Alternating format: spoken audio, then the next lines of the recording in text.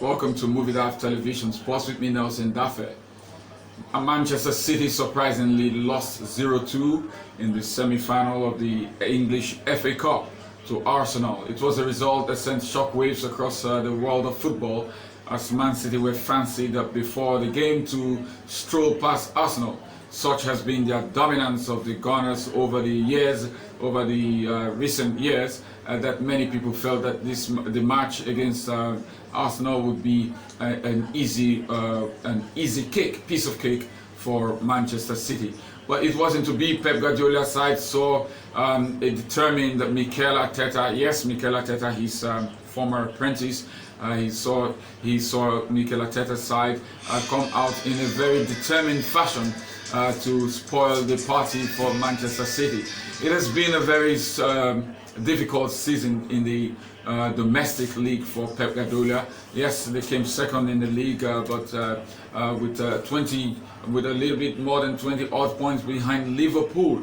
Yes, it was a limp at the end. It was a limp end to the Premier League season for the title holders, submitting the title to Liverpool in such an easy fashion. What has gone wrong for Pep Guardiola this season? I think there are a number of factors that have contributed to their doing not very well this season, not defending their title, and then suffering the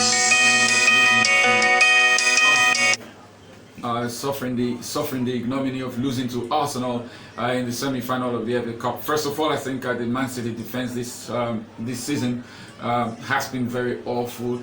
I think that they have failed woefully to replace the very big influence of Vincent Kompany, their erstwhile captain, who retired last season. Yes, Guardiola tried with some midfielders playing as central defenders, with the very influential Fernandinho playing as a centre-back, and at times Rodri, the new buy from Atletico Madrid, also playing as a centre-back. But they are not specialists in that position, and so it was very difficult for them to be able to take on the role that was so admirably taken on by Vincent Kompany. They struggled at the back, and the other guy, Aymeric Laporte, was usually injured this season, and that was really a big minus for Manchester City, because Laporte, out of the lot, he seemed to be the only complete centre-back at the club at the moment.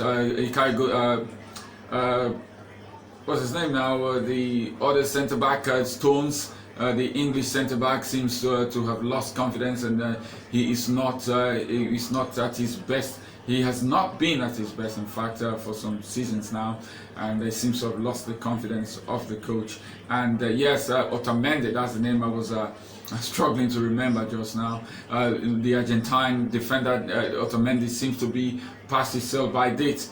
He seems to have struggled since the last World Cup in Russia 2018.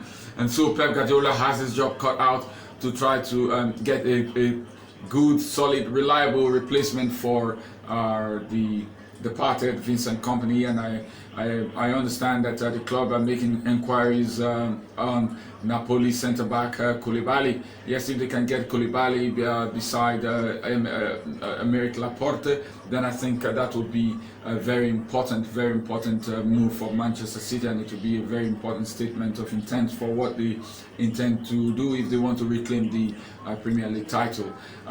There is the Champions League to come.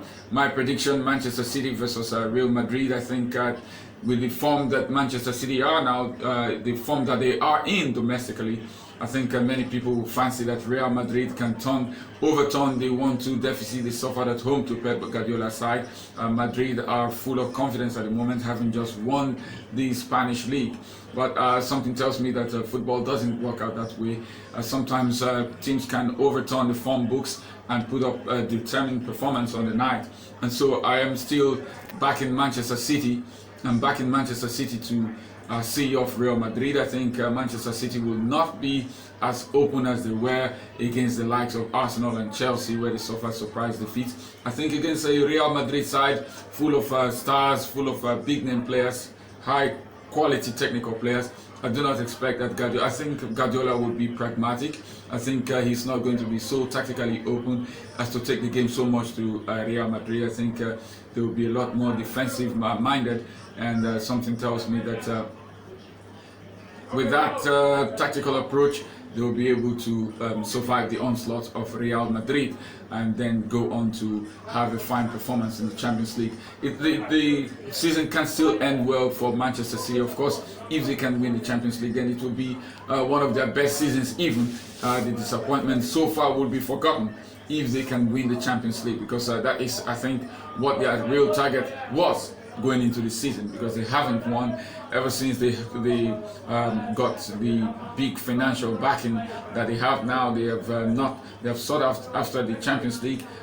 We've seen off some managers, including Manuel Pellegrini and Mancini, to go for Guardiola, because they want to win the Champions League, and they feel that Guardiola, having won it several times with Barcelona, will be the man that will deliver it for them. So if they can win the Champions League this season, and I think they can. I think in the Champions League is a different ball game from the Premier League.